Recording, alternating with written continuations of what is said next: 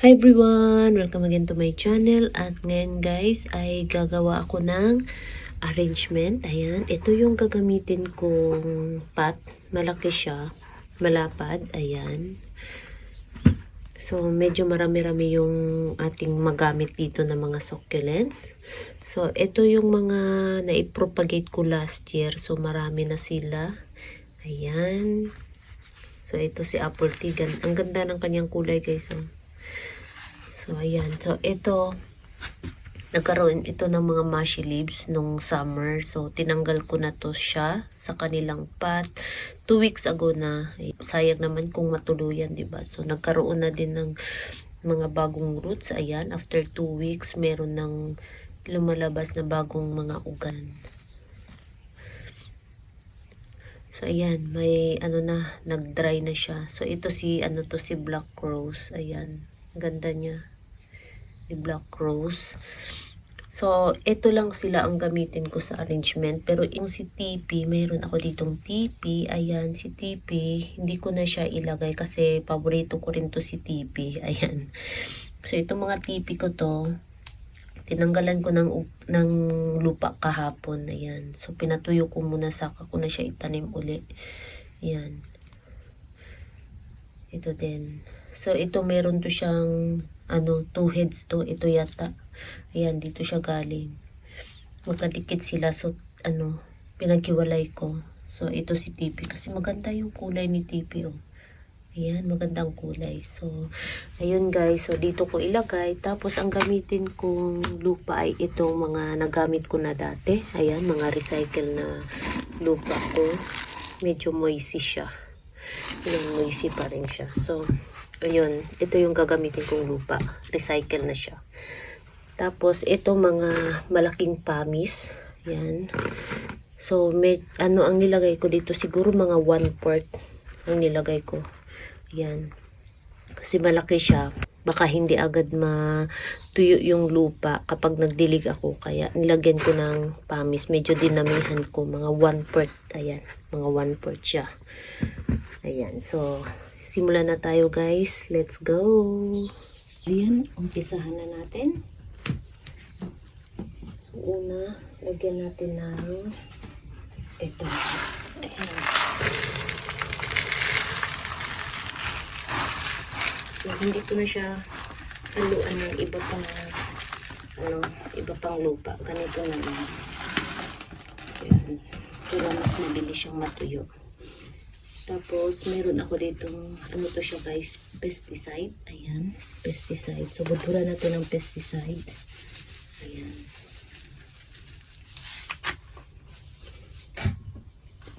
Tapos, ito, ayan, ganyan lang.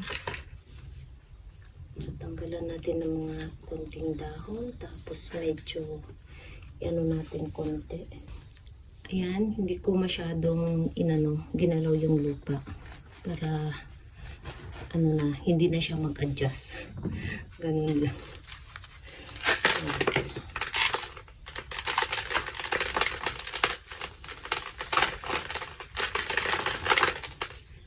Ayan, dito sa gilid.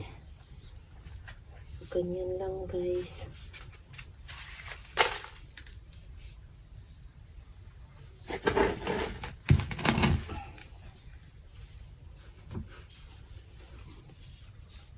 So, ito si Dendrobium. Ayan.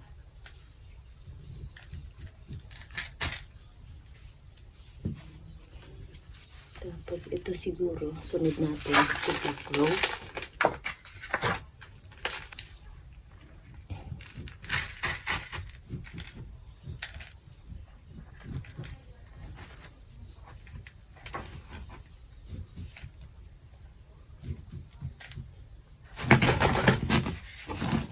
Ayan.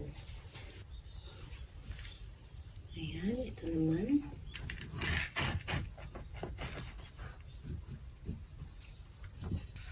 Next, itong si Zaragoza.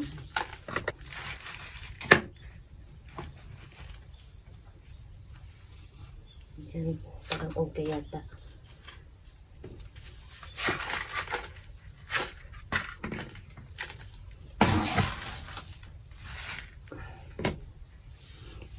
cubic frost.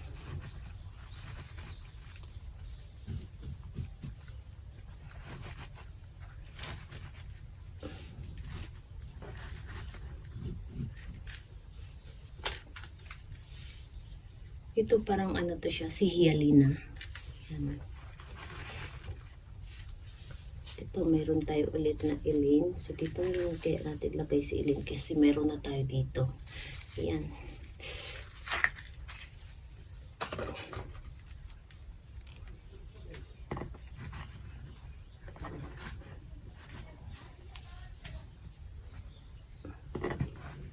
Paligyan natin. Ayan, ganyan.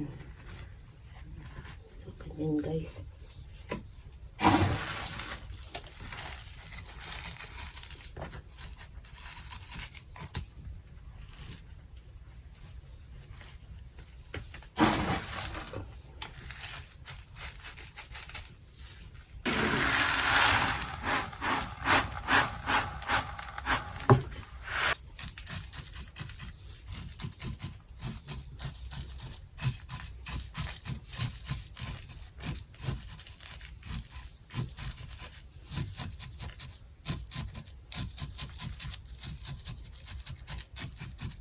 Bigyan na ulit natin ng konting ano. Ayan, pesticide. And then, ito, kasi wala siyang ano, patong na lang. Ayan, ganyan guys. Patong na lang. So, ang ganda ng kulay nito. Nag-pink na siya sa katagalan. Ayan. Tapos, si Black Rose. Dito banda si Black Rose.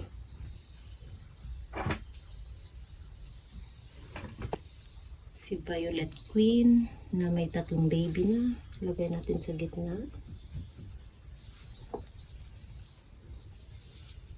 Tapos ito, Hyalina ulit. Yan.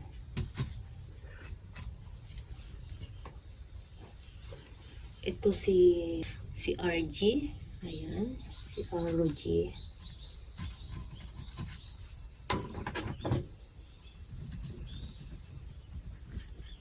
Ayan. Tapos ito hindi ko alam kung anong pangalan nito. So meron siyang isang baby.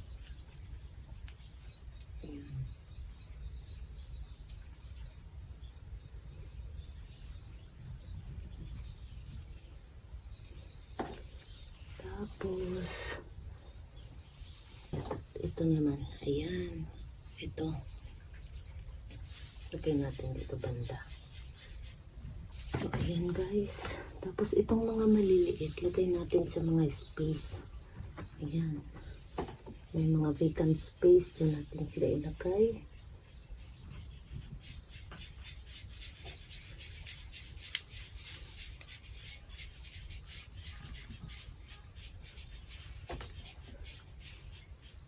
Ito walang ano, palabas pa lang ang bagong ugat. Ayan, meron siyang pink. Ayan, palabas pa lang. So, lagay natin dito sa gilid. Dito natin siya ilagay. Ayan, tapos meron dito isa pa.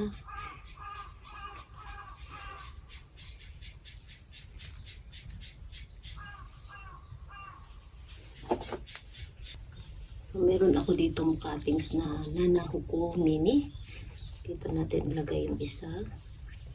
Katabi ni Black Rose. Meron na siyang ugat oh. So, ganyan. Ayan. Tapos itong isa dito katabi ni Zaragoza. Ayan. Sa kanya na guys. Bigat. Ang bigat. Sobrang bigat. Ayan. So, ayan na yung hitsura guys. Meron pa tayong natira. Ayan. Ilagay ko na lang to siya sa maliit na pot uli. Ayan. Ito din. So, kanya na yung hitsura. Ayan. Ito pwede na agad siyang diligan kung sobrang dry talaga yung lupa na ginamit. Pero, dahil ang ginamit kong lupa dito ay medyo ano pa siya, moist pa siya.